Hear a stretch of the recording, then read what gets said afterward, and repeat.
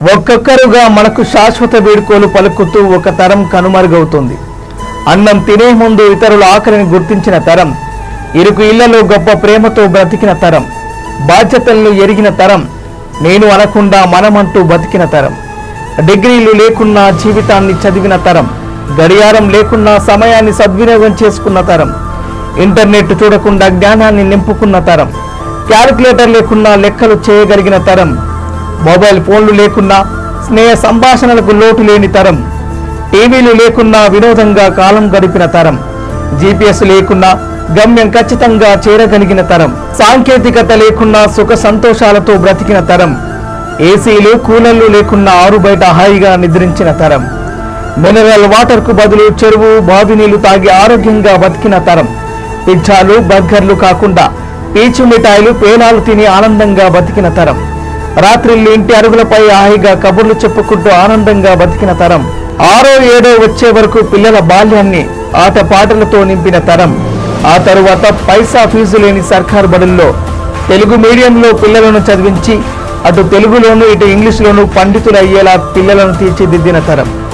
కిలోమీటర్ల దూరాన్ని సైతం అవలీలగా నడవగలిగిన తరం, క్రమశిక్షణ తప్పిన పిల్లవారికి స్కూల్లో టీచర్ 4 దెబ్బలు వడ్డిస్తే వాడికి మరో 10 దెబ్బలు ఇంట్లో వడ్డించిన తరం, వీధి నాటకాలను తోలు బొమ్మలాటలను బుర్ర కథలను ఆస్వాదించిన తరం, సెన్సార్ అవసరం లేని సందేశాత్మక నలుపు తెలుపు సినిమాలు చూసిన తరం, ఇంటి ముంగిటిని ముగ్గులతో అలంకరించిన తరం,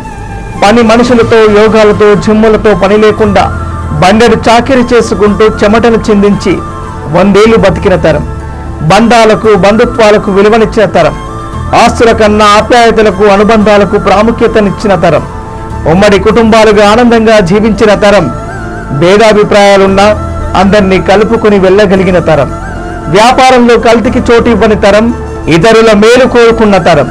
నీతి నిజాయితీలతో మోసాలు చేయకుండా బతికిన తరం, రాళ్లు తిన్నా అరిగించుకోగలిగిన తరం, కార్పొరేటర్ హాస్పిటల్స్ లేకున్నా ఆరోగ్యంగా జీవించిన తరం, హార్ట్ అటాక్ క్యాన్సర్ల గురించి తెలియని తరం, బీపీలు షుగర్లను దరిచేరనియని తరం, లాంతర్లతో జీవితంలో వెలుగులు నింపుకున్న తరం, కష్టాల్ని ధైర్యంగా ఎదుర్కొన్న తరం, ఎంత ఉన్నా ఇంకా ఇంకా కావాలనే దురాశ లేకుండా ఆనందంగా జీవించిన తరం, ఆడంబరాలకు దూరంగా ఉన్న తరం, పోస్ట్ కార్డులపై సంభాషణలు జరిపిన తరం,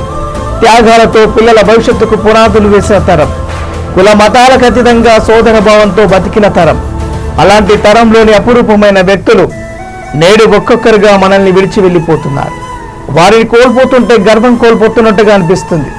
వెళ్ళిపోతున్న ఆ తరం వాళ్ళ నుండి ఈ తరం ఏమీ నేర్చుకోకపోతే భవిష్యత్తు అంధకారమే.